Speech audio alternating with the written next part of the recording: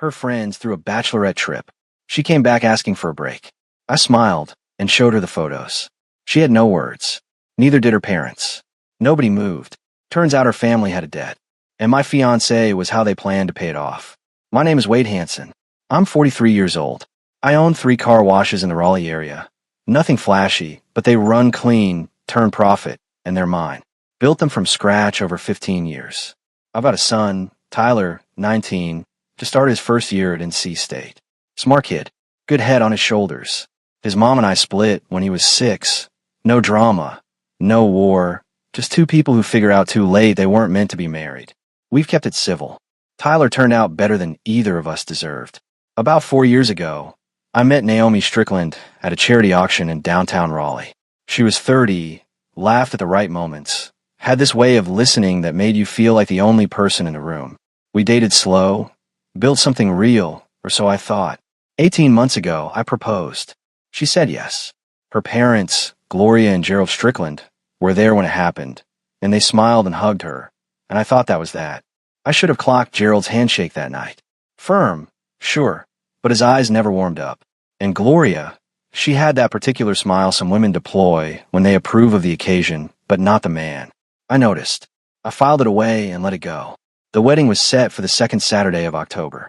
Our venue was booked, a converted barn outside of Cary, string lights, sunflowers, the whole picture. We'd spent 8 months planning it together. Naomi was hands-on with every detail. She knew the exact shade of white for the table linens. She'd tasted 7 different buttercream frostings before settling on one. I watched all of it and thought, this woman is ready. This is real. What I didn't know was that Naomi had quietly asked to push the date once before, about 7 months earlier. She'd said it was work stress. I believed her. I rescheduled without a question. Now I wonder what was already in motion back then. 10 days before the wedding, Gloria called. Naomi was right there in the kitchen when it happened, and I watched her face change as she listened. Then she put the call on speaker. Apparently it was that kind of news, and Gloria's voice filled the room with warmth and excitement. "We want to take you on a little trip, sweetheart," Gloria said. "One last girls' thing before the big day. Savannah, your cousins, your college friends, 2 nights at a beautiful inn. We've already looked at flights." I stood there with a spatula in my hand, halfway through flipping pancakes, and felt something cold move through my chest. 10 days out. I didn't say anything at first. I just watched Naomi. Her eyes had gone bright in a way I hadn't seen in weeks, maybe longer. She looked at me. "It's just 2 nights, Wade. I'll be back Thursday.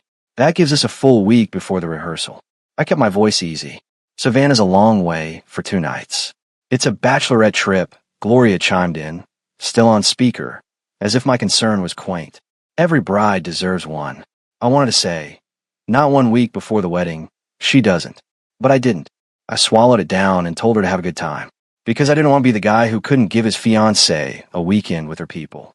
I kissed her forehead at the airport 2 days later and watched her disappear through the terminal doors, her mother close behind. That night, the house felt cavernous. I sat on the back porch with a beer and the sound of cicadas and told myself it was fine. Naomi had sent a text around 9. "Landed safe. Inn is beautiful. Missing you." I wrote back a heart. She sent one back. I slept badly. Not because of a specific fear, more like that low hum you get when something's off and you can't put your finger on it. By morning, I talked myself out of it. She was with family. It was 2 nights. Then, the next afternoon, Tyler called. He didn't lead with small talk. Tyler never does. He just said, "Hey, Dad, is that Naomi's Instagram? The private one she added you on?" I said it was. "She posted a story," he said. "There's a guy in it, standing pretty close." "Who is he?" I was quiet for a second. Screenshot it and sent it to me. The image landed on my phone 30 seconds later. Naomi at a rooftop bar. Not Savannah. The skyline behind her was wrong for Savannah. Laughing, a glass raised, and a man beside her I had never seen before.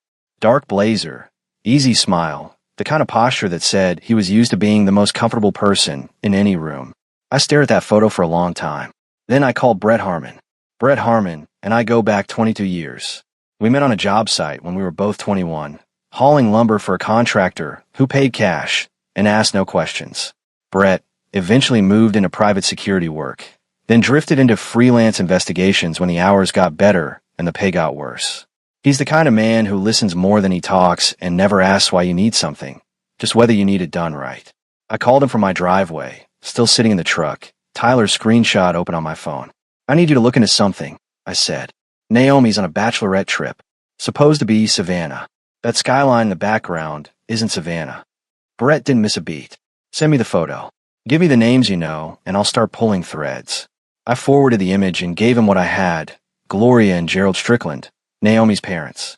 The fact that Gloria had organized the trip. The man in the photo, unknown, dark blazer, comfortable in his own skin. I'll have something for you by tomorrow evening, Brett said. Don't do anything loud in the meantime. Never do, I told him. I went inside and made dinner I didn't eat. The house had that particular silence that only shows up when someone who's usually in it is gone. I washed the dishes, sat on the couch, and pulled up Naomi's Instagram again. The story had already disappeared. The 24-hour window had closed. But I'd seen it. Tyler had seen it. And now Brett was on it. Around 10 that night, Naomi texted, "Having so much fun. Everyone says hi. Miss you, babe." I typed back, "Miss you too. Sleep well." I didn't sleep at all. The next morning I drove out to check on the Garner location. One of my 3 car washes, the busiest one. Standing there watching the equipment cycle, listening to the hum of the brushes, I did what I always do when something's eating at me. I kept my hands moving and my mouth shut. 2 of my crew leads flagged a pressure issue on Bay 3. I dealt with it. Normalcy is a useful mask. Brett called at 6:47 that evening.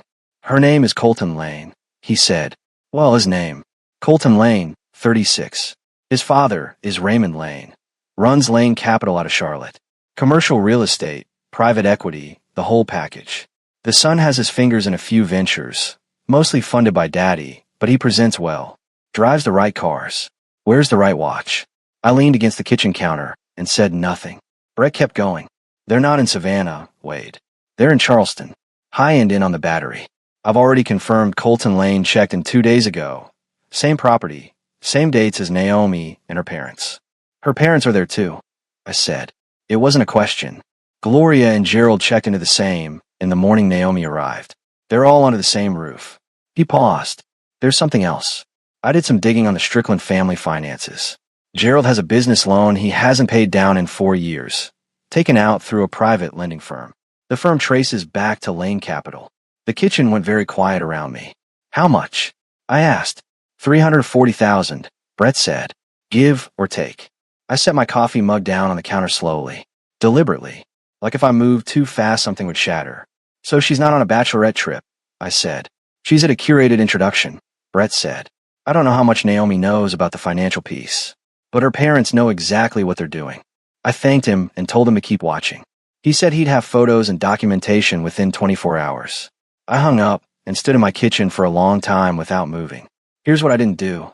I didn't call Naomi. I didn't text Gloria. I didn't drive to Charlotte and knock on Raymond Lane's door. I stood there, let it settle, and started thinking.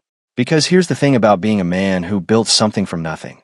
You learn early that a bad reaction costs more than the problem itself. The guy who blows up the moment things go sideways loses. Every time. I'd spent 15 years making decisions with a clear head under pressure. I wasn't going to stop now. That night, my mom called. Norma Hansen, 68 years old, sharp as a tack and twice as direct. She asked how the wedding prep was going. I told her fine. She was quiet for a second, then said, "You sound like your father did the week before something went wrong. You sure everything's okay?" "Not yet," I said. "But it will be." She didn't push. She never does. She just said, "Tyler called me today.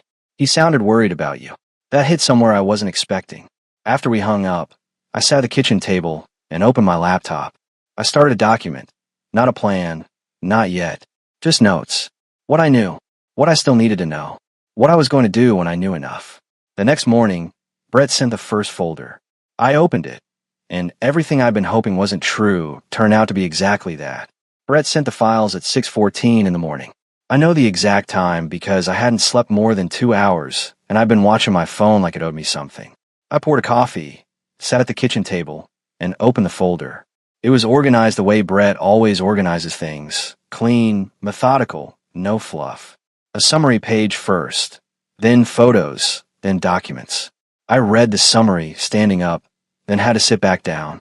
Colton Lane had checked into the same Charleston Inn as the Stricklands on Tuesday evening, confirmed by a reservation receipt Brett had obtained through a contact at the property.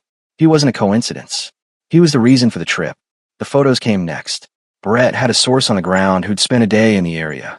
The images were taken from a distance, but were clear enough. Naomi and Colton at an outdoor restaurant on the waterfront. Her leaning forward over the table, him talking with his hands, both of them laughing. Another one on a cobblestone street, walking side by side, not touching but close. A third of what looked like a rooftop bar, the harbor behind them. Naomi had a glass of wine. Colton had his arm resting along the back of her chair. Not around her, not quite, but not nowhere either. And then there was the video. Brett had flagged it with a note. Lane recorded this himself, pulled from his public Instagram story before he deleted it. 11 seconds. I press play. Colton's face in selfie mode, grinning. Behind him, blurred but unmistakable, Naomi at a table, laughing at something off camera. Colton looked directly at the lens and said, low and easy, like it was the most natural thing in the world. 1 week. Watch. I played it again. Then I closed the laptop. I sat there for a while with my hands flat on the table. Not shaking, just still. The next document was a receipt from a jewelry boutique on King Street in Charleston. Colton Lane had purchased a bracelet, rose gold, engraved, $340. The receipt had Naomi's name in the notes field. A gift. Already bought. Brett had added a note at the bottom. Confirm whether item was received. Source indicates yes. I thought about that bracelet for a long time. Then I called Brett back and told him to keep building the file. I wanted everything documented. Dates, times, receipts, photos. He said he'd have the full package ready by the time Naomi landed Thursday. After I hung up, I went out to the Apex location and spent 4 hours doing physical work, replacing a worn roller assembly on Bay 2, resealing a drainage joint, touching up paint on the signage. My crew gave me space without me asking for it. Men who work with their hands know what it looks like when a man needs to think without being bothered. That evening, Casey Hara called me. Casey was Naomi's best friend from college. Sharp, no nonsense, the kind of woman who says what she means and doesn't apologize for it. She and I had always gotten along fine. She called from what sounded like a parking lot. Voice low. Wade, she said, I need to tell you something, and I need you to hear it calmly. I'm calm, I said. I wasn't invited on this trip, she said. Naomi told me it was a small thing, just family and 2 cousins. But I saw photos online this morning. There are no cousins in those photos. And there's a man I've never seen before who looks very comfortable in Naomi's personal space. She paused. I don't know what's going on, but something's not right. I know, I said. Silence for a beat. You already know. I've known since Tuesday night. I said. I'm handling it. Another pause. Then Casey said, quietly, she's not a bad person, Wade. But her parents have had their thumb on her whole life. I don't know how much of this is her and how much is them. I appreciate that, I said. I really do. But right now I need the full picture before I decide what I think. She said she understood. She also said she was available if I needed anything. I told her I'd remember that. I went to bed that night with the folder on the table and a clear enough head to know what the next 2 days had to look like. Thursday came the way bad days usually do. Quiet, ordinary looking, no warning on the label. I'd spent Wednesday doing the things that keep a life running. Payroll for the car wash crews, a call with my insurance broker, a long overdue conversation with my accountant about expanding the Apex location. Normal things.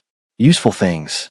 I did them all with a folder, sitting in a manila envelope on the passenger seat of my truck like a stone I was carrying from place to place. Brett had delivered the complete package Wednesday afternoon. More photos. Hotel folios showing Gloria and Gerald on the same floor as Naomi. A copied receipt for a couple spa treatment. Booked under Colton Lane. 1 male, 1 female, same day. Naomi had signed the intake form. Her signature, clear as daylight. I looked at that signature for a long time. The other document that stopped me cold was a screenshot Brett had pulled from a now-deleted post by one of Colton's friends.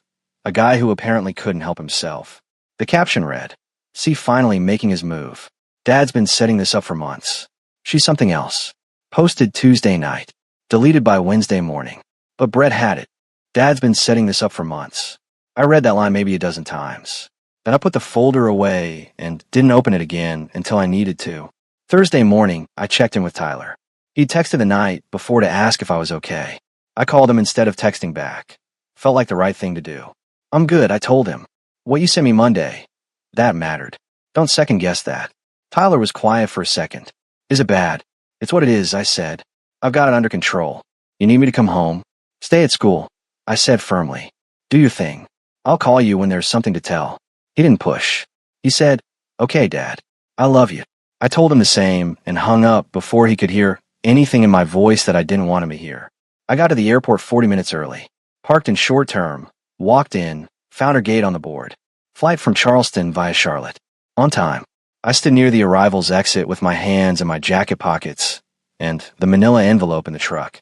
I hadn't brought it in with me. Not yet. She came through the doors 20 minutes after landing. Rolling carry-on, sunglasses pushed up in her hair. Tired the way travel makes you tired. She saw me, and her face did something I'd never seen it do before. A flicker, half a second, like she was recalibrating. Then the smile came up. She hugged me. I hugged her back, solid and real, because I'm not the kind of man who tips his hand before he's ready. Good trip? I asked. Exhausting, she said, but good. Savannah is beautiful. She said Savannah, not Charleston. I picked up her bag and walked her to the truck. The whole ride she talked about the inn, the food, how her cousins were doing. I listened, asked 2 or 3 easy questions. She filled in every gap without me prompting her. She never mentioned Colton Lane. Not once. I pulled into the driveway and cut the engine. Before she opened her door, I said, easy and even, did you get any gifts while you were down there? She turned to look at me. Something shifted in her eyes, just for a moment. What do you mean? Souvenirs, I said. Anything like that. Just a candle, she said, from a little shop on the main street. I nodded. Okay. We went inside. She showered and changed, and we ate dinner at the kitchen table like nothing was wrong. She talked about the wedding seating chart. I passed her the salt when she asked for it. The manila envelope sat on the counter the whole time. She didn't notice it. Or if she did, she didn't ask. That night, lying in the dark, I listened to her breathing slow into sleep and thought about a rose gold bracelet with her name engraved on it, sitting somewhere in her luggage 2 rooms away. Tomorrow, I decided. We'd talk tomorrow. Friday morning came in gray and still. I was up before 6, dressed, coffee made, the manila envelope sitting on the kitchen counter where I'd left it the night before. I hadn't moved it. I wanted her to see it first thing, not as a threat, as a fact, something already present in the room before the conversation started.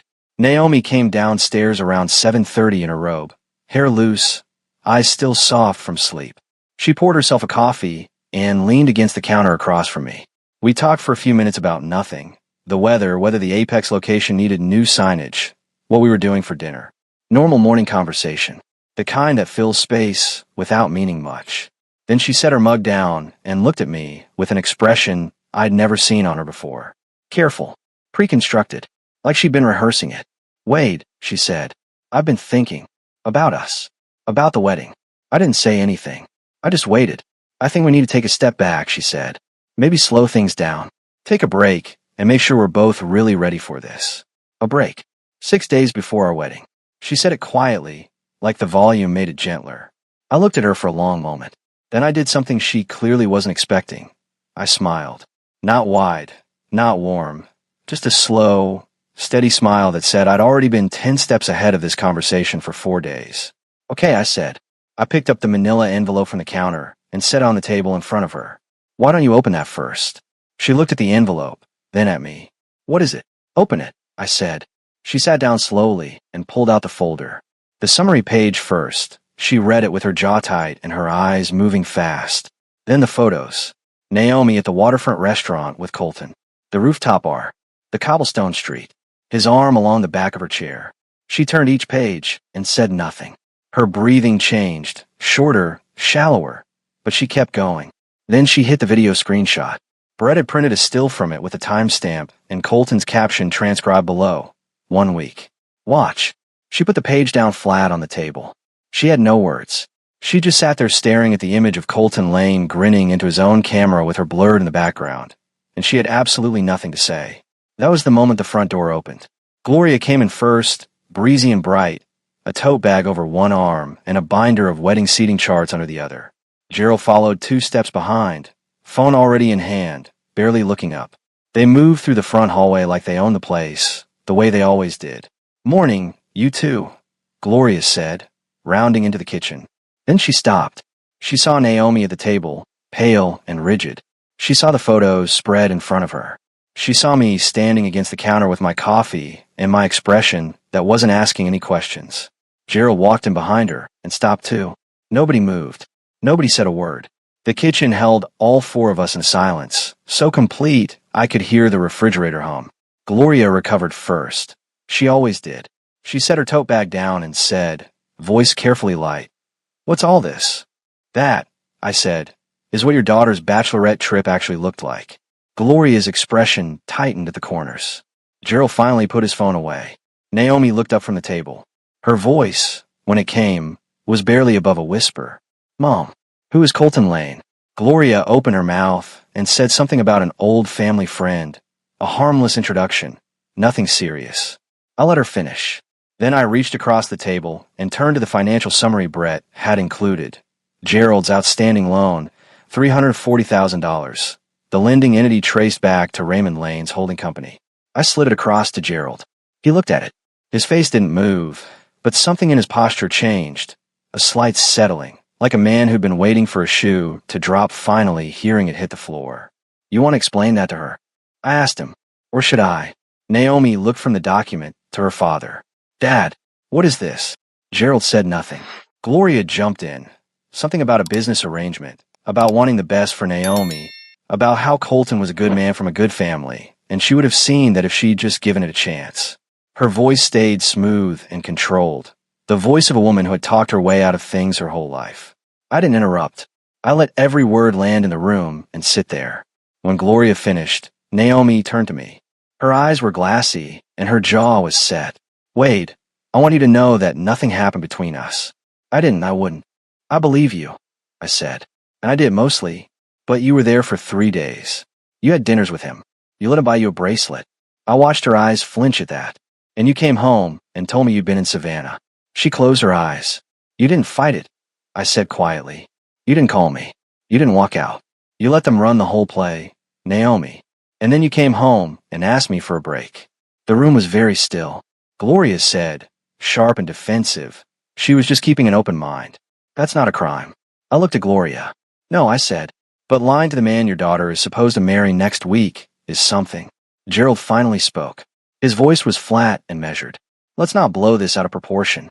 "I haven't raised my voice once," I said. "That's not blowing anything out of proportion. That's just telling the truth in your direction for a change." Naomi pushed back from the table and stood up.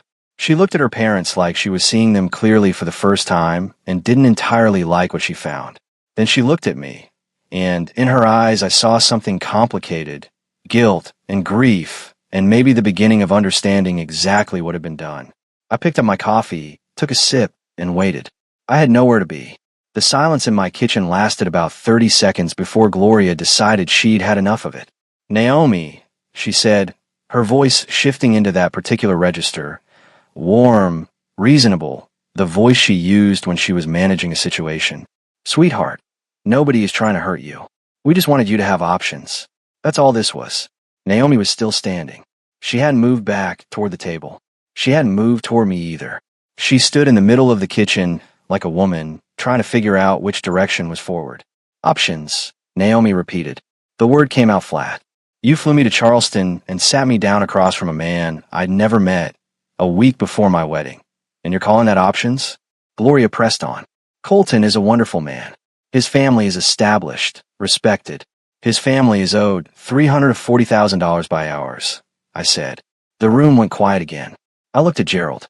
He was standing by the counter now, arms crossed, jaw tight. He had the expression of a man who'd calculated every angle on this and still ended up in the wrong room. "You want to talk about that, Gerald?" I said. "Or are we still pretending this was about Naomi's happiness?" Gerald unfolded his arms. "That loan has nothing to do with. It has everything to do with it," I said. My voice stayed even. "You owe Raymond Lane's company $340,000. Your daughter was the exit strategy. That's not parenting. That's a transaction." Naomi turned to her father. "Is that true?" Gerald looked at her, and for a moment I saw something almost human in his face, something close to shame. Then it closed back up. "It's more complicated than he's making it sound." "Then uncomplicated," Naomi said. Her voice had an edge I hadn't heard before. Right now. Explain to me how this is complicated. Gloria stepped forward. The loan is a separate matter entirely. Colton expressed interest in you completely on his own. That's not what the emails say, I said. Gloria stopped. I reached into the folder and pulled out the printed copy of Brett's documentation. The social media post from Colton's friend, the reference to Raymond Lane, setting things up for months. I laid it on the counter where Gloria could see it without me having to hand it to her. She looked at it. The smooth confidence she'd worn since she walked and started showing its seams. Dad's been setting this up for months, I said, reading the caption aloud. That's a direct quote from a man who was there. Naomi sat back down. Not because she was giving up. She sat down because her legs needed a rest from holding the weight of what she was finding out. She pressed her fingers against her forehead and looked at the table. I didn't sleep with him, she said, quietly, to no one in particular. I want that on the record. Nothing happened. I'm not accusing you of that, I said. But you're accusing me of something, she said, looking up. I'm saying you knew something was off and you didn't call me, I said. You came back and you lied about where you'd been. And then you asked me for a break. That's what I'm saying. Her eyes filled. She blinked it back. I didn't know about the loan. I didn't know about any of the arrangement. I thought Mom was just being Mom. Being Mom, Gloria said, offended. You know what I mean, Naomi said, turning on her. Controlling. Pushy. I thought it was one of your things. I didn't realize you'd actually made some kind of deal. We made no deal, Gloria said firmly. Then why does Raymond Lane's holding company have Gerald's signature on a loan agreement? I asked. Gloria had no answer for that. Gerald shifted his weight. We'll handle the loan separately. That's between us and the Lanes. It stopped being between you and the Lanes the moment you put Naomi on a plane to Charleston, I said. The room held that for a moment. Then Casey's name flashed on my phone screen. She was texting, not calling. I glanced at it without picking it up. She'd sent one line. She got the bracelet. I saw it in her bag last night when she came home. Rose gold. Engraved. I set the phone face down. There's a bracelet, I said to Naomi. Rose gold. Engraved. Colton bought it for you at a boutique on King Street. You brought it home. Naomi's face went through several things at once. I was going to return it, she said. I didn't ask for it. He gave it to me at dinner, and I didn't know how to. You kept it, I said. Not cruel. Just true. She didn't answer that. Gloria tried once more. Wade, you're taking one piece of this and building a case. I have the whole folder, Gloria, I said, patting the envelope on the table. Photos, financial records, a video Colton shot himself, a receipt with Naomi's name on it. It's all in here. I've been building the case since Tuesday night, because that's what a man does when something doesn't feel right. I looked around the kitchen at all three of them. Gloria with her binder of seating charts still sitting on the counter like a prop from a play that had already ended, Gerald tight and silent and calculating. Naomi sitting with her hands pressed flat on the table like she needed to feel something solid. Here's where I stand, I said. I'm not yelling. I'm not breaking anything. I'm just a man who wants the truth in the open before we take one more step in any direction. I looked at Naomi specifically. I don't know yet what that direction is, but I'm done moving forward in the dark. Nobody argued with that. Gloria and Gerald left an hour after the kitchen confrontation. Not gracefully. Gloria tried twice more to reframe the Charleston trip as an act of maternal concern, and both times I let her finish before saying something short and accurate that she had no answer for. Gerald barely spoke at all after the loan came out. He shook my hand at the door out of pure muscle memory, and I let him because there was no point in making that smaller than it already was. Naomi stayed. She sat at the kitchen table for a long time after they left, and we talked. Not argued, just talked. She told me she'd felt something was off from the first evening in Charleston, that Colton had been too easy, too available, too convenient. She said she hadn't understood what she was walking into until she was already in it, and by then leaving felt complicated in ways she couldn't fully articulate. I listened.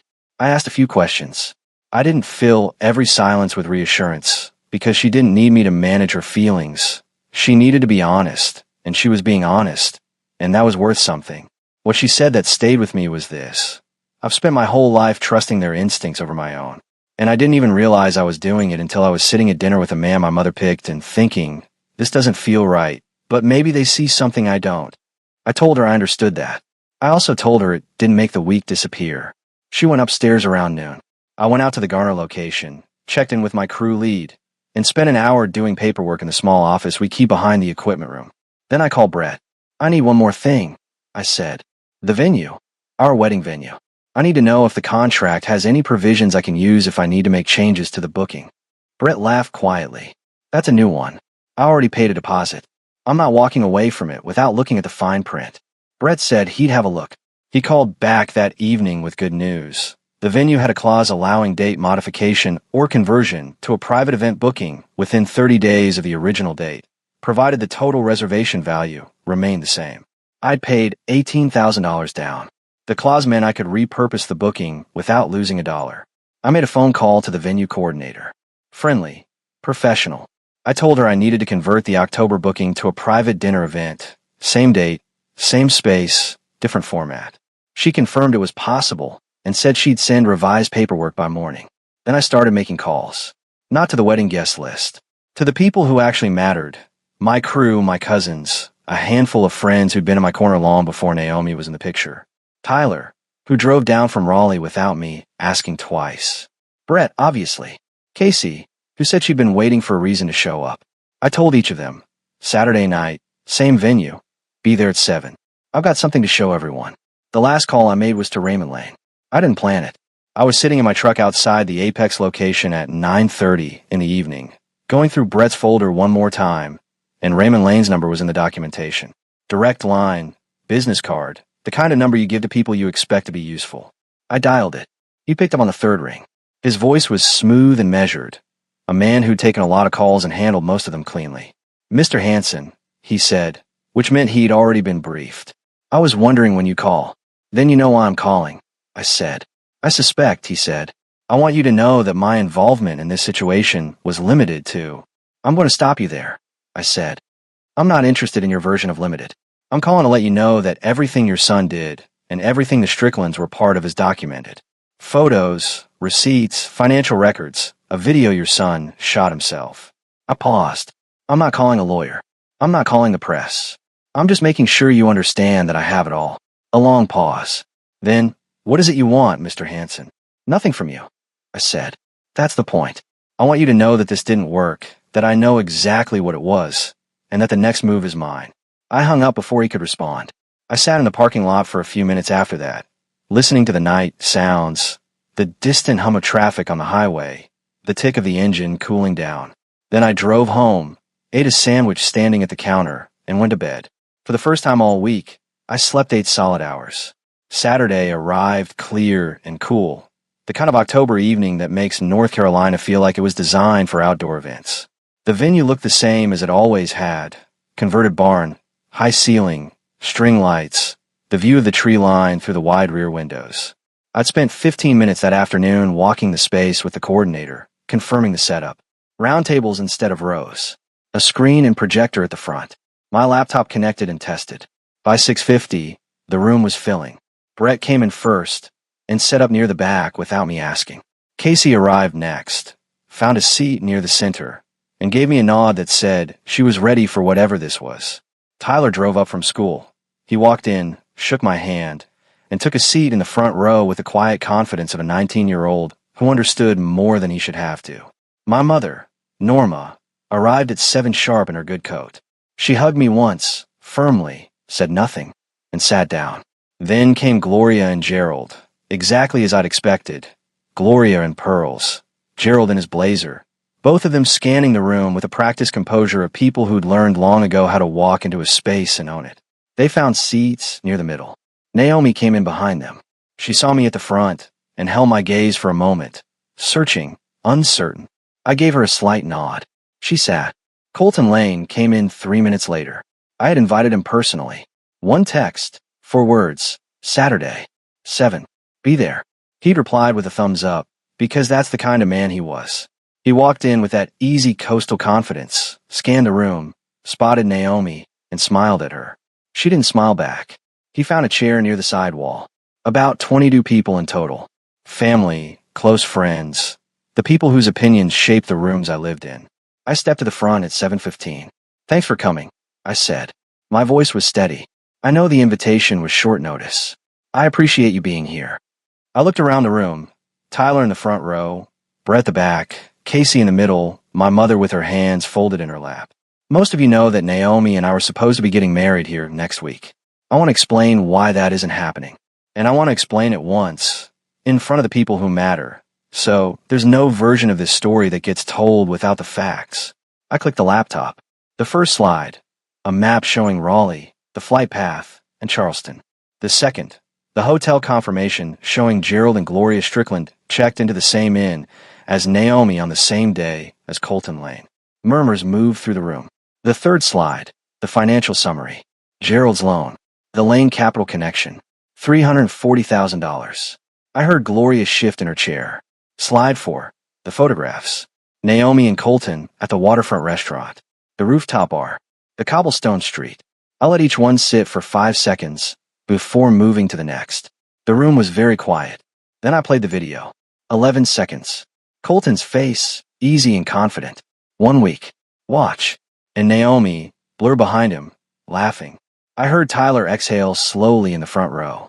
I let the video play twice. Then I closed it. That's Colton Lane, I said, turning to look directly at him. Recording himself at a dinner that Naomi's parents arranged, with a woman he knew was engaged, because his father's company was owed $340,000 by her family. I paused, and he thought that was funny enough to film. Colton opened his mouth. Then he closed it. Casey spoke first from the center of the room, her voice clear and dry. You actually filmed yourself saying that? A few people looked at Colton. He had the expression of a man realizing that the room he'd walked into was not the room he thought it was. Gerald stood up. This is completely... Sit down, Gerald, I said. Not loud. Just final. He sat. Gloria tried a different angle. Something about good intentions and family concern and Naomi's long-term future. I let her get 3 sentences in before I showed the last slide. Brett's printed record of the post from Colton's friend. Dad's been setting this up for months. And below it, in plain type, the timestamp and the account name. The room absorbed that. Norma Hansen, 68 years old, sitting in the 3rd row in her good coat, said quietly but loud enough for everyone to hear, Lord have mercy. That was the end of Gloria's speech. I closed the laptop. I'm not here to make a scene, I said. The scene was made in Charleston. I'm here so everyone in this room has the same information I have. And so that whatever version of this story gets told after tonight, it gets told with the facts already out.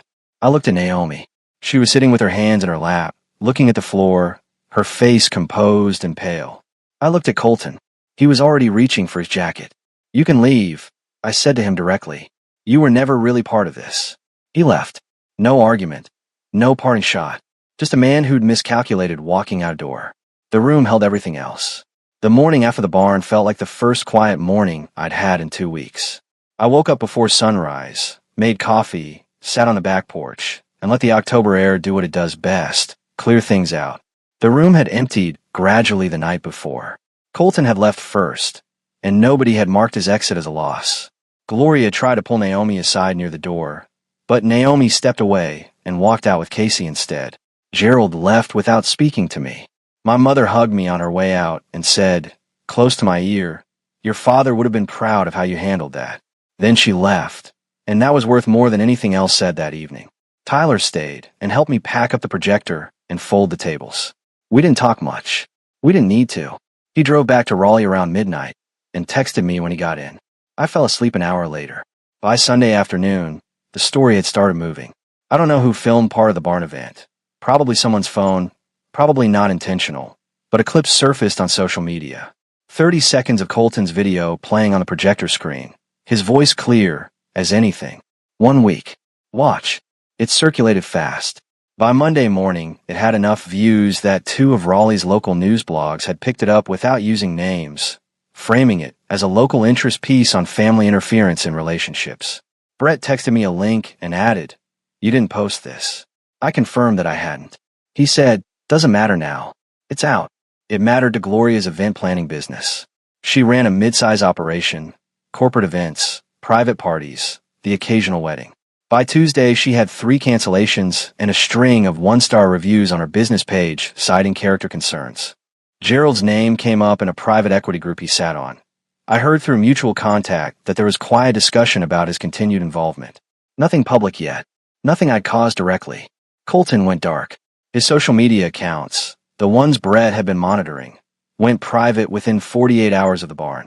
Raymond Lane's office did not return any calls I hadn't made. On Wednesday, Gloria called me. Not to apologize. Not really. She said she was calling to express disappointment at how things had escalated, and to let me know that she hoped, for Naomi's sake, I would consider moving forward in a spirit of goodwill. I told her that goodwill was something you built before the problem, not offered as a trade after it. She hung up. Naomi called me Thursday. We talked for almost an hour. Honest, uncomfortable, the kind of conversation you can't shortcut. She said she'd spent the week sorting through what she actually felt versus what her parents had trained her to feel, and she was finding out those were two very different inventories. She said she wasn't asking for anything from me right now. She just wanted me to know she was doing the work. I appreciated that. I told her so. Then Gloria sent a certified letter through an attorney, threatening a defamation claim over the barn presentation. I forwarded it to my own attorney, a solid woman named Patricia Hale, who'd handled contract disputes for my car wash business for 8 years. She called me back in 20 minutes. They have nothing, Patricia said. Everything you presented was documented fact. No exaggeration, no fabrication. This letter is a pressure move. I'll respond and it'll go away. It went away in 4 days. The $18,000 venue deposit. I'd already converted it to a private event, so legally it was spent and done. But Patricia found the leverage in the original wedding contract with a catering company, which had a service failure clause tied to a vendor the Stricklands had personally introduced and recommended. We recovered $14,200 within 2 weeks. Not everything, but enough. Brett stopped by the Garner location Friday afternoon. We stood in the parking lot drinking coffee out of paper cups and watching the afternoon traffic move through the bays. "You good?" he asked. "Getting there," I said. He nodded. "For what it's worth, the way you ran this. No blow-ups, no threats, no lawyers until they made it necessary. That's not nothing. It's just how it had to be done," I said. "Maybe," Brett said, "but not everyone does it that way." I finished my coffee and went back inside to deal with a pressure calibration issue on Bay 1. Normal work. Useful work. The kind that reminds you who you are when everything else is trying to redefine you. 3 months passed. The Garner location posted its best quarter since I'd opened it. I hired a new crew lead for the Apex store, a 26-year-old named Nolan who turned out to be one of the sharpest hires I'd made in years. Life moved the way life does when you stop waiting for a version of it that isn't coming. Naomi and I didn't get back together. That's the honest answer. We talked a few more times over those months. Careful, respectful conversations that both of us needed to have. She'd started seeing a therapist, she said, working through the patterns her parents had built into her over decades. I told her that was the right move. I meant it. Gloria and Gerald Strickland receded from my life the way a storm does. Loudly at first, then quieter, then just a residue you check for occasionally and find less each time. Gerald's equity group involvement ended quietly. Gloria's business recovered partially, enough to keep running, which was probably the outcome everyone deserved. Raymond Lane never called again. Colton Lane never surfaced in my orbit. That chapter was closed. Casey texted me occasionally. Updates, nothing heavy, just the small check-ins that good people offer when they don't want to make a big deal of caring. I appreciated every one of them. The thing that stayed with me most didn't happen in the barn, or in my kitchen, or in any of the dramatic moments. It happened on a Sunday in December, when Tyler drove down from Raleigh for no particular reason. He showed up at noon with a bag of groceries, and made a big pot of chili, while I watched football in the next room. We ate at the kitchen table, and talked about his classes and his roommate situation, and whether NC State had a shot at a bowl game. After dinner, he handed me his phone. On the screen was a document, a university writing assignment, 1,200 words, titled, "The Man I'm Working Toward." He'd written it about me. Not about my business or my decisions or the barn. About the way I'd moved through that October. The way I'd stayed steady when steadiness was the hardest thing to hold on to. His professor had written in the margin, "Rare maturity in the subject," and in the writer. I read it twice. Then I handed the phone back. "You didn't have to do that," I said. Tyler shrugged. "Professor said, write about someone worth writing about." Wasn't a hard choice. I looked at my son, 19 years old, first year of college, already more grounded than I was at 25, and thought about everything that fall had cost and everything it had clarified. I picked up my coffee. "You staying tonight?" "If that's okay," he said. "It's more than okay," I said. Outside, the December cold had settled over Raleigh the way it does. Quietly, completely, turning everything a clean and honest gray. Inside, the chili pot was still warm on the stove and my son was sitting across the table from me. And I understood, in the simplest possible way, that I had built something real. It just turned out the most important part of it wasn't the thing I almost married into.